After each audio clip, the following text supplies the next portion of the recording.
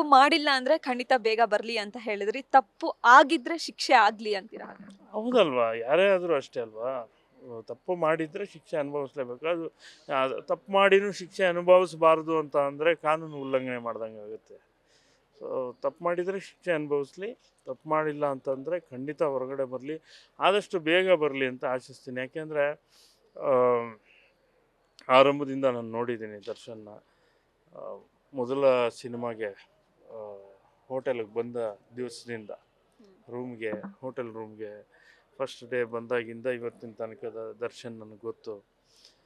ಆ, ಸಹಜವಾಗಿ ಆ ಸ್ಟಾರ್ಡಮ್ಮು ಇದೆಲ್ಲ ಇರೋದ್ರಿಂದ ಬೇರೆ ಬೇರೆ ಬೇರೆ ರೀತಿಯ ಮಾತುಗಳು ಬರುತ್ತೆ, ಅವೆಲ್ಲವೂ ಸಹಜ. ಆದರೆ ಅದೆಲ್ಲವನ್ನು ಮೀರಿ ತುಂಬ ನಾವು ನೋಡಿದ ದರ್ಶನ್ ತುಂಬ ಒಳ್ಳೆಯ ಮನುಷ್ಯ, ತುಂಬ ಉಪಕಾರ ಮಾಡುವಂಥವ್ರು, ಮತ್ತು ಸಿನಿಮಾ ನಿರ್ದೇಶಕರು, ತಂತ್ರಜ್ಞರು, ಕಲಾವಿದರು, ನಿರ್ಮಾಪಕರು ಯಾರೆಂದರೂ ಭಾಳ ಪ್ರೀತಿ ಗೌರವ ಇಟ್ಕೊಂಡಿರುವಂಥವ್ರು. ಸೊ ಅದೆಲ್ಲ ಅವರ ಈ ಒಂದು ಏನು ಇನ್ಸಿಡೆಂಟ್ ಆಗಿದೆ, ಇದರಿಂದ ಅವರ ಕ್ಯಾರೆಕ್ಟರ್ ಅಸೋಸಿಯೇಷನ್ ಆಗಿಬಿಡಬಾರ್ದು. ಅವರ ಎಲ್ಲದರಲ್ಲೂ ಅವರು ಕ್ಯಾರೆಕ್ಟರ್ ತಪ್ಪು, ಕ್ಯಾರೆಕ್ಟರ್ ಸರಿ ಇಲ್ಲ ಅಂತ ಅನ್ನೋದನ್ನು ನಾನು ಒಪ್ಪೋದಿಲ್ಲ. ಅಕಸ್ಮಾತ್ ಇದೇನಾದರೂ ಅವರು ತಪ್ಪೇ ಮಾಡಿದರೆ